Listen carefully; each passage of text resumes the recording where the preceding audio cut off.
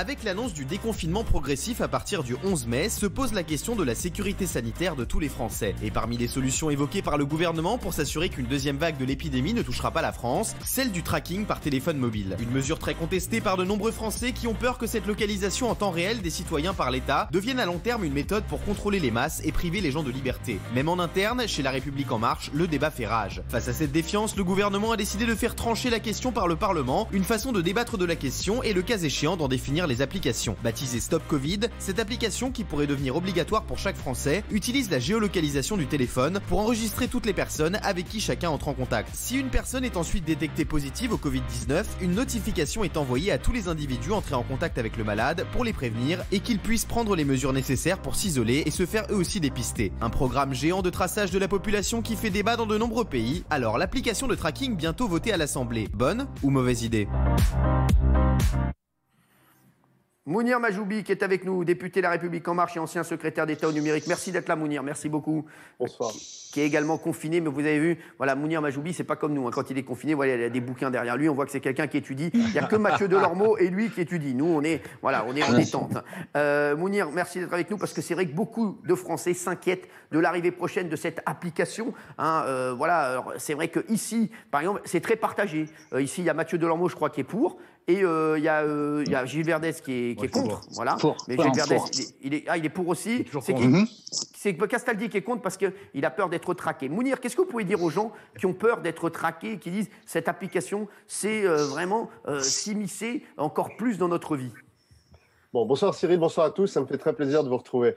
Alors, cette appli, il faut d'abord se dire de quoi on parle. Parce que le mot tracking, ça peut faire un peu peur. Et on peut croire que c'est sur mon téléphone une application qui va me suivre partout où je suis, qui va envoyer au gouvernement en permanence ma position, que ça pourrait être utilisé contre moi.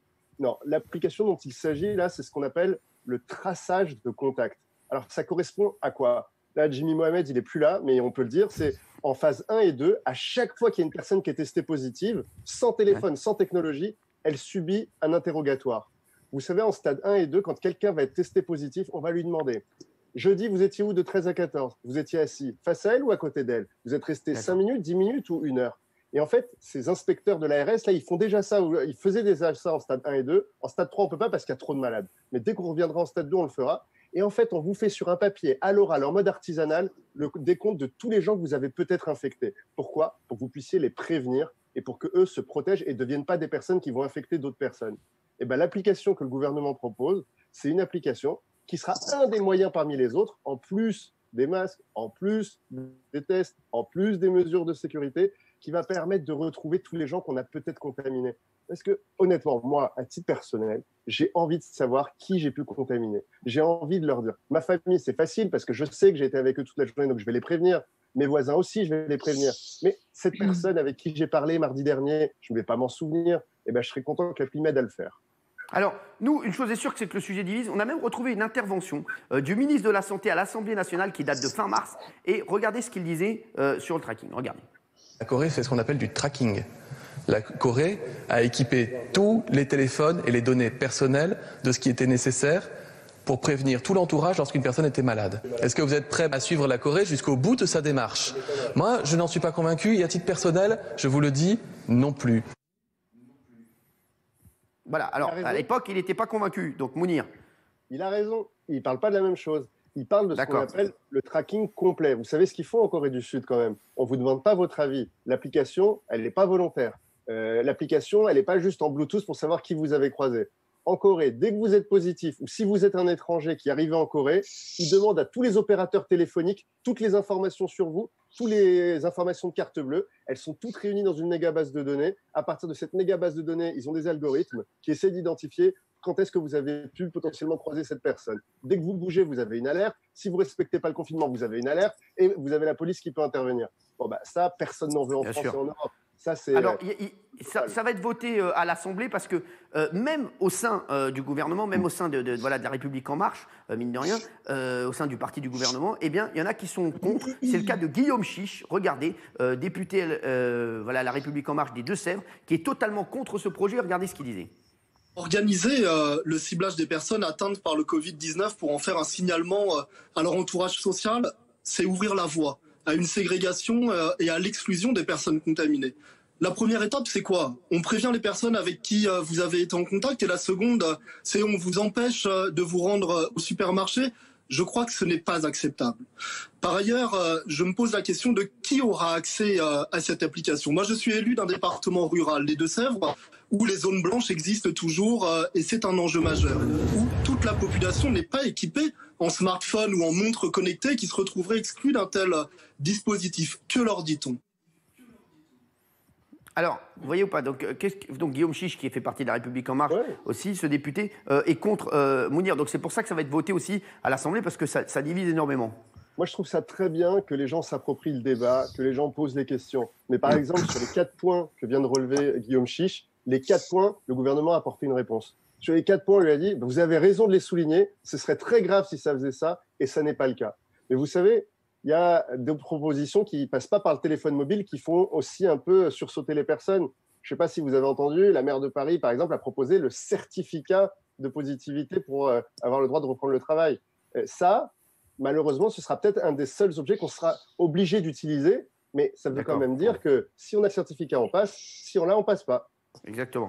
Mathieu Delormeau, qu'est-ce que vous en pensez, Mathieu? Je suis subjugué de voir systématiquement dans ce pays, comme on aime débattre sur n'importe quoi, les bobos dans les cafés parisiens qui parlent de liberté parce qu'ils n'ont pas compris le sujet. On ne parle pas de la Corée ou des pays ou des Émirats où on prend toutes vos données dans votre téléphone pour savoir si vous êtes homosexuel, de gauche, de droite et tout ça. C'est pas du tout le but. C'est au contraire, pour ceux qui ont pris le temps de lire et de comprendre avant de râler, c'est une application de prévention. Il n'y a pas de ségrégation, c'est de la prévention. Je ne comprends même pas qu'on puisse en débattre à l'Assemblée et, comme toujours dans ce pays, perdre des semaines et des semaines à parler dans le vide pour faire quelque chose que d'autres pays vont faire bien avant nous et prendre de l'avance parce qu'au final, on va finir par le faire. C'est fou quand même.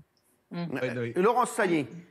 Alors déjà, on en débat à l'Assemblée, c'est quand même la moindre des choses parce que les députés, ils représentent les Français et c'est normal que les Français, ils aient quand même leur mot à dire par le biais de leurs députés. Mais au-delà de ça, c'est pas le problème de la privation des libertés ou du pistage. C'est que, au-delà des propos de Mounir Majoubi, moi j'ai lu tout ce qui pouvait exister sur le sujet. Je ne vois pas en quoi ça va être efficace. Concrètement, vous allez, j'ai bien compris le système, recevoir un message comme quoi vous avez croisé dans la journée quelqu'un qui a été contaminé, plus ou moins. Donc, et qu'est-ce qui va se passer alors? Vous imaginez, on va reprendre les transports en commun à partir du 11 mai. Évidemment que dans une vie normale, d'une journée normale, vous allez croiser quelqu'un qui va être contaminé. Et qu'est-ce qui va se passer? Vous allez recevoir un message sur votre téléphone et donc vous faites quoi? Du coup, vous enlevez votre enfant de l'école, vous l'amenez plus, vous arrêtez de travailler parce que vous avez reçu ce message. Qu'est-ce qui va se passer dans un second temps une fois qu'on reçoit ce message? Alors Mounir, est-ce que vous avez la réponse? Là-dessus, Laurent, cette question, elle s'applique avec ou sans application. Parce que je vous l'ai dit tout à l'heure, quoi qu'il arrive, à chaque fois que vous serez positif, la personne, elle va subir un interrogatoire et elle va donner la liste de 20, 30 personnes qu'elle a croisées. Qu'est-ce qu'elles font, ces 20 à 30 personnes? On fera la même chose pour le monde physique que pour cette application virtuelle. L'appli, elle ne change rien. Mais là, on ne sera plus en confinement. C'est bon, on sera plus en confinement. À l'Assemblée nationale, on était un des premiers clusters. Quand on était parmi les gens qui étaient en contact d'une personne, on est resté chez nous 14 jours. D'accord. Alors, on va voir ce qu'en pensent les téléspectateurs. Mounir, Laurence, voilà, on va voir le sondage. Qu'est-ce qu'ils en pensent, les téléspectateurs? Bonne idée à 36%, mauvaise idée à 64%. L'application de tracking bientôt votée à l'Assemblée à 64%. Nos téléspectateurs pensent que c'est une mauvaise idée. On verra en tout cas le résultat Elle a été bientôt. mal expliquée, Cyril. Elle a été mal expliquée et mal comprise, je pense. Eh bien, écoutez, en tout cas, ça sera voté à l'Assemblée et on verra le résultat.